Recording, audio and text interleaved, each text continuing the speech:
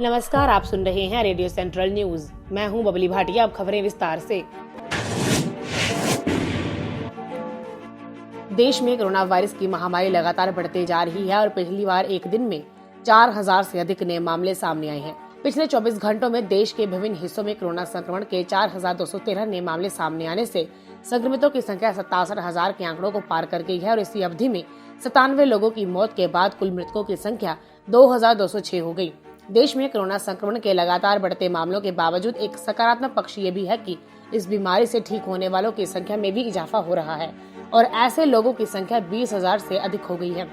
केंद्रीय स्वास्थ्य एवं परिवार कल्याण मंत्रालय की ओर से जारी आंकड़ों के मुताबिक देश के विभिन्न राज्यों तथा केंद्र शासित प्रदेशों में से अब तक 67,152 लोग कोरोना वायरस से संक्रमित हुए हैं तथा 2206 लोगों की मौत हुई है। वहीं अब तक 20,917 लोग ठीक हुए हैं और उन्हें विभिन्न अस्पतालों से छुट्टी दे दी गई है।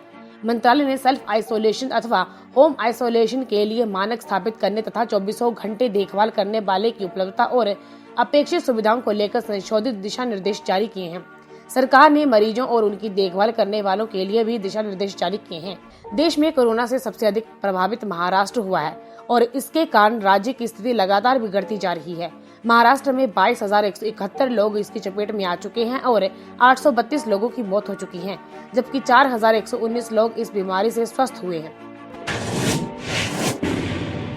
प्रधानमंत्री नरेंद्र मोदी ने कहा कि देश में कोरोना वायरस के भौगोलिक प्रसार का पता चलने के बाद हमें इस महामारी के खिलाफ अब पूरे फोकस के साथ यानी एकाग्रचित होकर लड़ाई लड़नी होगी और इसके प्रसार पर अंकुश लगाना सुनिश्चित करना होगा।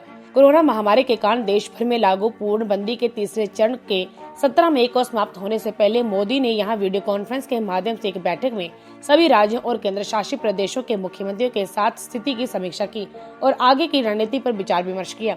मोदी ने कहा कि अब हमें देश में कोरोना के भौगोलिक प्रसार का पता चल गया है, इसलिए अब इसके खिलाफ पूरे फोकस यानी एकाग्रचित होकर लड़ाई लड़ने की जरूरत है।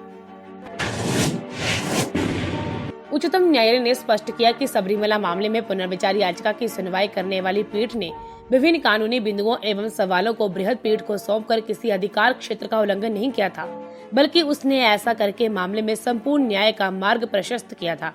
मुख्य न्यायाधीश शरद अरविंद बोबड़े, न्यायमूर्ति आर भानुमति, न्यायमूर्ति अशोक भूषण, न्यायमूर्ति एल नागेश्वर राव, न्यायमूर्ति एम शांतन गोदर, न्यायमूर्ति एस अब्दुल नजीर, न्यायमूर्ति आर सुभाष रेड्डी, न्यायमूर्ति BR गवई और न्यायमूर्ति सूर्यकांत की संविधान पीठ ने गत 10 फरवरी के अपने फैसले को स्पष्ट करते हुए कहा कि संविधान के अनुच्छेद 142 के तहत लंबित पुनर्विचार याचिका को बड़ी पीठ को भेजा जा सकता है। संविधान पीठ ने सबरीमला मामले में 10 फरवरी के उस फैसले को लेकर विस्तृत न्यायिक विवरण दिया, जिसमें कहा गया था कि पुनर्विचार याचिका की सुनवाई कर रही पीठ भी विभिन्न कानूनी बिंदु और अहम सवाल तय करके उनकी सुनवाई के लिए बड़ी पीठ को भेज सकती है। साथ ही न्यायालय ने पुनर्विचार याचिकाओं के संदर्भों को स्वीकार्यता को लेकर उठाई गई आपत्ति निरस्त कर दी थी। गौरतलब है कि संविधान पीठ ने अपने फैसले में कहा था कि पुनर्विचार याचिका की सुनवाई के दौरान भी विभिन्न कानूनी बिंदुओं और प्रश्नों को बड़ी पीठ को भेजने का आदेश दिया जा सकता है। संविधान पीठ ने हालांकि तब अपने आदेश के समर्थन में विस्तृत न्यायिक कारण नहीं दिए थे और कहा था कि वह बाद में विस्तृत कारण जारी करेगी। कोरोना वायरस की महामारी थमने का नाम नहीं ले रही है और विश्व भर में अब तक 40 लाख से अधिक लोगों में कोरोना संक्रमण की पुष्टि हुई है। अमेरिका की जॉन हॉपकिंस यूनिवर्सिटी के विज्ञान एवं इंजीनियरिंग केंद्र CSSE की ओर से जारी आंकड़ों के मुताबिक विश्व भर में 187 देशों एवं क्षेत्रों में अब तक 40,88,470 लोग इस बीमारी से संक्रमित हुए हैं तथा 2,81,440 लोगों की मौत हो चुकी है। CSSE के आंकड़ों के मुताबिक अमेरिका में कोरोना वायरस से दुनिया में सर्वाधिक लोग संक्रमित हुए हैं तथा यहाँ सबसे अधिक 13 लाख से अधिक संक्रमण के मामले सामने आए हैं। विश्व की महाशक्ति माने जाने वाले अमेरिका में पिछले 24 घंटों के दौरान कोरोना वायरस संक्रमण के 20,044 नए मामले सामने आए हैं, जिसके बाद कुल संक्रमितों की संख्या 13,29,203 हो गई है। इसी अवधि में 2,347 लोगों की मौत के बाद कुल मृतकों की संख्या 7,95,258 हो गई। यूरोप में गंभीर रूप से प्रभावित देश इटली में इस महामारी के कारण अब तक 30,560 लोगों की मौत हुई है और अब तक 2,10,070 लोग इससे संक्रमित हुए हैं।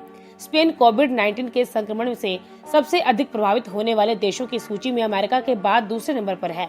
यहाँ अब तक 2,24,390 लोग इसकी चपेट में आ चुके हैं और 26,221 लोगों की इसके कारण मौत हो चुकी है।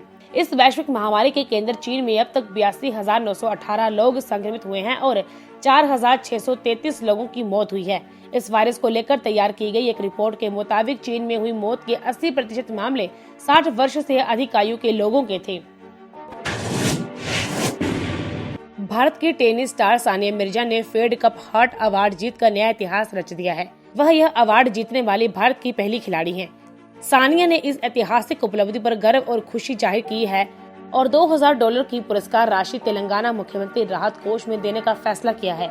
भारतीय टेनिस के इतिहास के हिस्से में यह अवार्ड पहली बार आया है।